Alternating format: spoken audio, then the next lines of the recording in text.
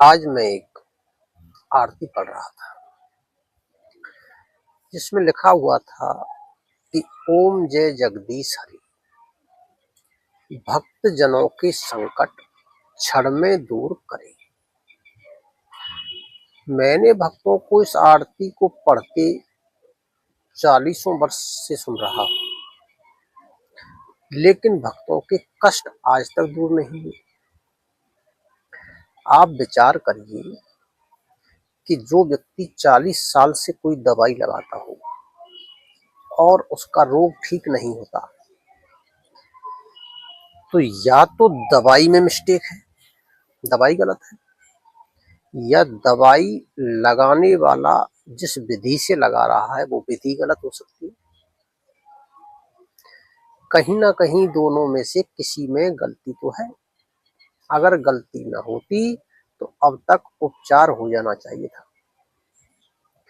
क्षण में दूर करो, क्षण की तो बात छोड़ो, 40 वर्ष में इलाज नहीं हुआ। कहीं ना कहीं दोनों को, प्रार्थना लिखने वाले को और प्रार्थना करने वाले को, यह विचार करना पड़ेगा कि गलती कहाँ है। मैं एक कहानी कहता हूँ।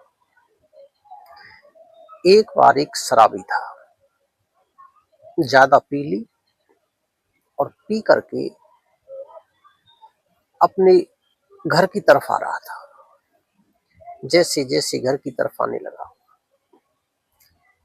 थोड़ा थोड़ा नशा कम होने लगा, लेकिन अभी नशा था। जैसे वो घर के करीब पहुंचा, उसने देखा कि घर पर ताला लगा हुआ है। ताले को खोलने के लिए उसने चाबी निकाली। इतना होश आ चुका था कि जेब में से ताली निकल गई। ताली निकाली और ताले में लगाने लगा, तो नशा इतना था कि हाथ सही चाबी जो है ताले में नहीं लग पा रही थी। ताला बार बार चाबी लगाता, लेकिन चाबी उसमें नहीं बैठ रही थी। पास में खड़ा एक व्यक्ति उसको बहुत देर से देख रहा था।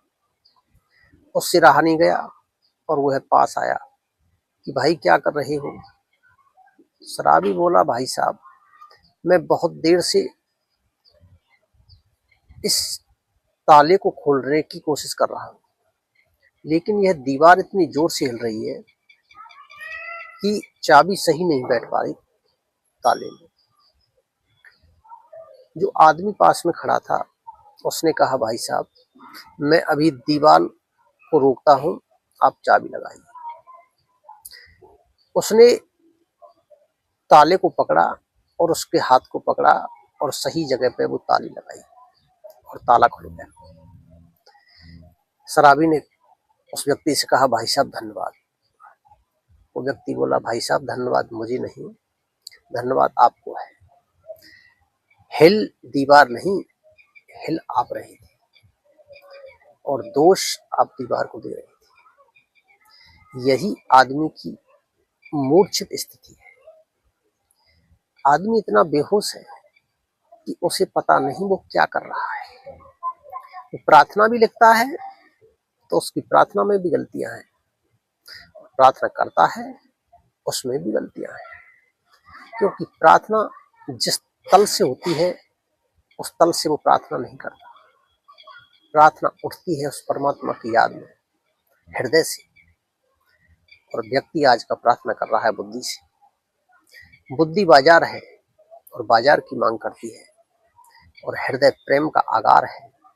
यह प्रेम जब प्रगाढ़ होता है तब ऊर्ध्वगमन करता है और परमात्मा को याद करता है।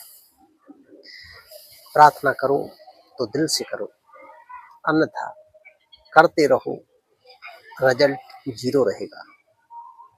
जैसे कोई व्यक्ति दीवार में दिन भर धक्का दे लेकिन दीवार 1 इंच भी नहीं खिसकेगी,